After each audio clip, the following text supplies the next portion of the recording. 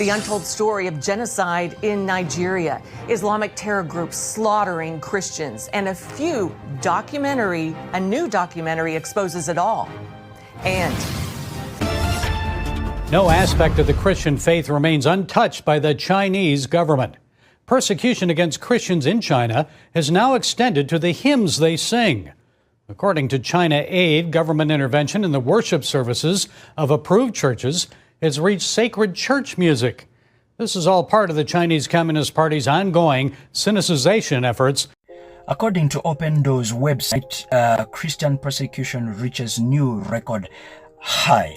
We are talking about 380 million Christians are being persecuted globally. That is 1 in 7 Christians are being persecuted globally, with Asia leading 40% Christians, translating to 245 million Christians in Asia, and Africa 20% of Christians are being persecuted, translating to 110 million Christians are being persecuted, without mentioning the other continents where persecution is taking place. We are talking about major signs that will lead to the return of Jesus Christ and to the end of days. Matthew 24 verse 3, the disciples came to Jesus and said, "Tell us what shall be the sign of thy coming and of the end of days." And Jesus replying to them says, Matthew 24 verse 9 and 10, "Then you will be handed over to be persecuted and put to death, and you will be hated by all nations because of me.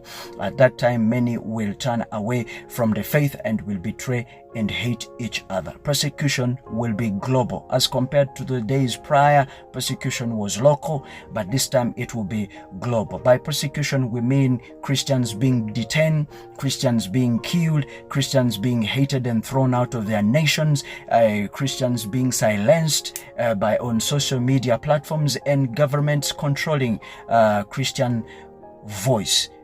I'm telling you, persecution is happening and it is going to increase. The question is, are we ready to face persecution when it comes our way? Not if, when it comes, because it will come. Every day we are being persecuted for what we believe in. What is the call to action for us believers in the end times, since Jesus mentioned that persecution will face us? Number one, 1 Peter chapter 3 and verse 15, be ready to give an answer to those who demand for reasons for the hope that you believe in. It means be prepared to give an answer. Number two, pray for boldness to stand in the midst of persecution. The disciples or the apostles prayed for boldness. And number three, pray for the persecuted believers around the world. Remember this, Tertullian, the church father, one of the church fathers in 100